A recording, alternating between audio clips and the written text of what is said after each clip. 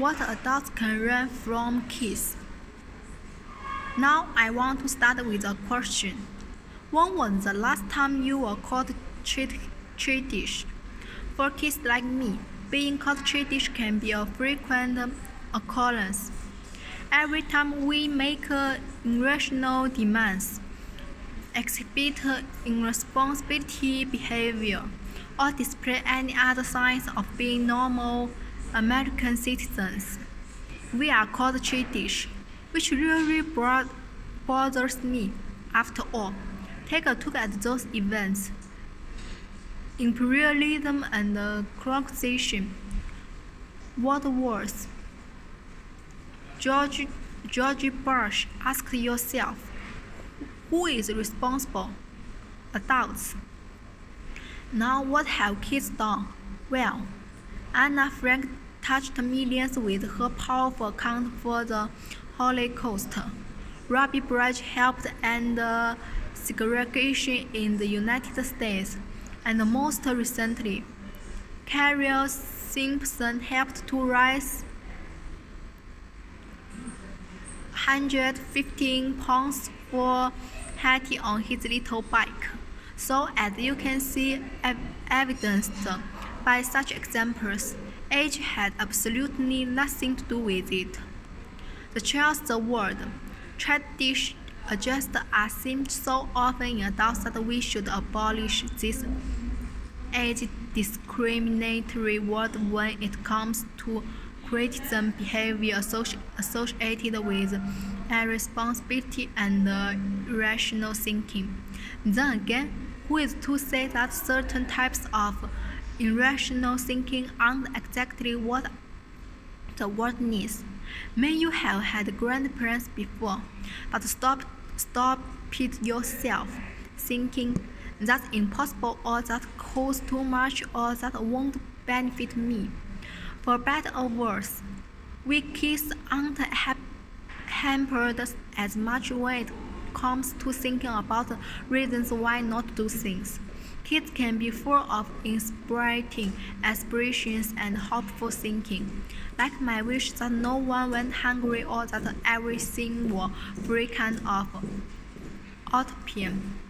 How many of you still dream like that and believe in the possibilities?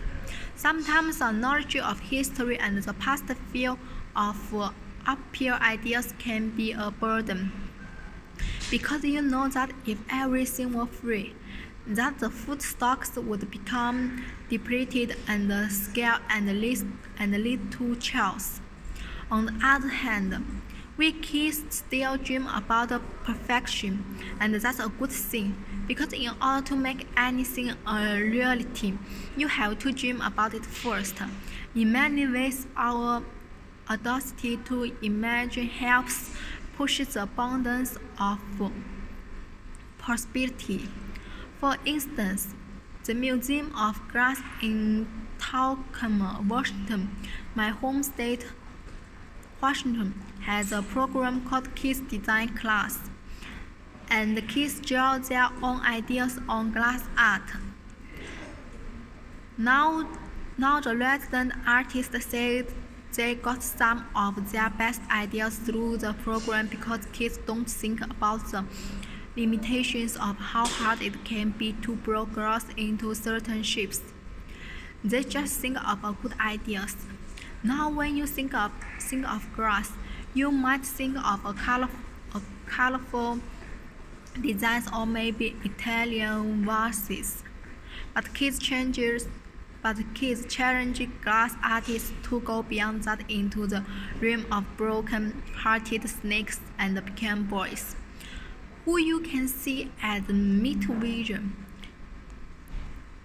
Now, our inherent vision doesn't have to be insider's knowledge.